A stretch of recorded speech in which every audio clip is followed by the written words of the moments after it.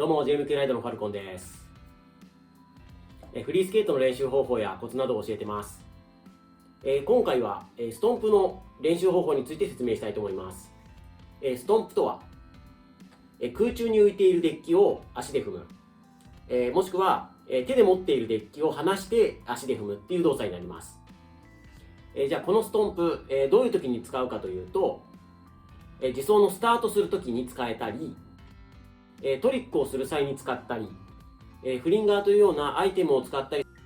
パーク内のアイテムだったりランプですね、そういう時に使います。ストンプにはいくつか種類があります。片足で無回転でストンプする、片足で回転させてストンプする、フリップストンプって言います。あとは応用編で両足で無回転でストンプする、これはデュアルストンプって言います。あとは両足で回転させてストンプする、これはデュアルフリップストンプって言いますっていうのがあります。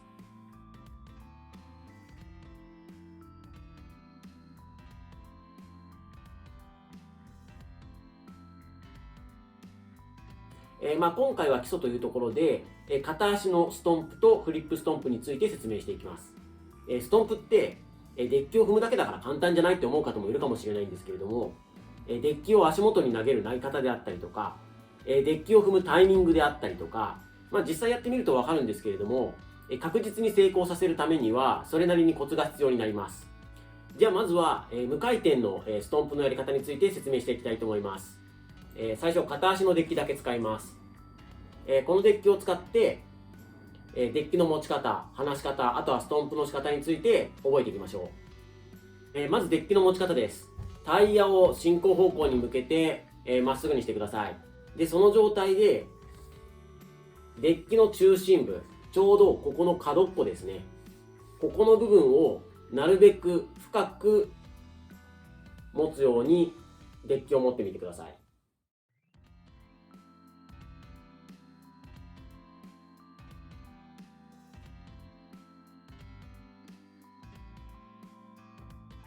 次はデッキの離し方です。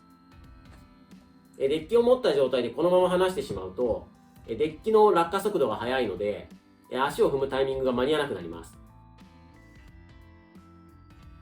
なのでデッキを離すときは上に持ち上げるように一瞬空中に浮くような形で離すようにしてみましょ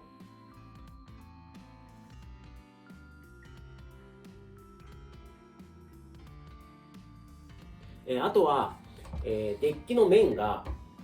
斜めを向いている状態で落としてしまうと踏むときに踏みづらいです。なのでデッキの面が上になるように手を振り子を使ってデッキの面が上になるように離してあげて踏むようにしてくださ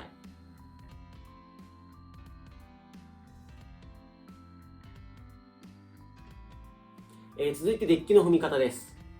デッキが地面につく前に足を上から押さえつける形で踏むようにしてあげましょう。もしデッキがバウンドしてから足で踏むことになってしまうと、バウンドした際にバウンドの勢いでタイヤの向きが変わってしまうので、必ずバウンドする前に足で押さえつけて踏むようにしてあげましょう。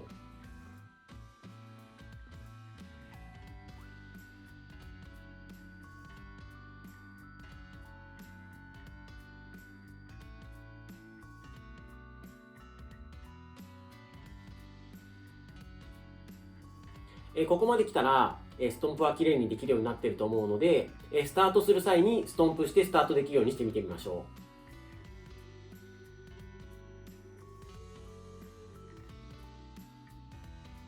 う。はい、続いて回転させるストンプ、フリップストンプについての説明です。デッキの持ち方については先ほど説明した通り、回転させるストンプについても同じになります。デッキの離し方についてですが、回転させるときに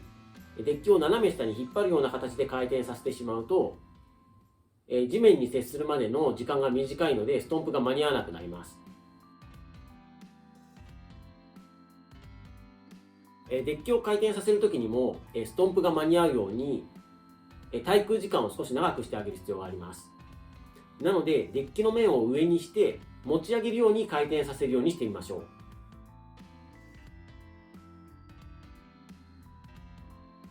はい、続いてデッキの踏み方です。デッキを回転させないときもさせるときにも踏み方は一緒で、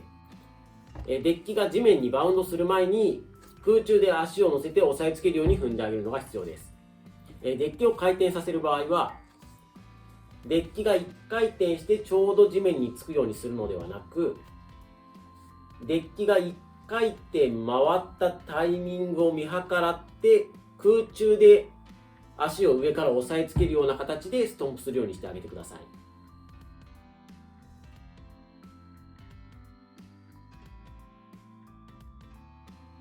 はい、これでフリップストンプもできるようになると思います。で、なるべく、このストンプに慣れてほしいので、ストンプする機会を増やしてあげましょう。最初のうちはメインでやるとしたらスタートストンプになると思うんですけれども、普通のスタートをやめて、スタートストンプをするように心がけていきましょ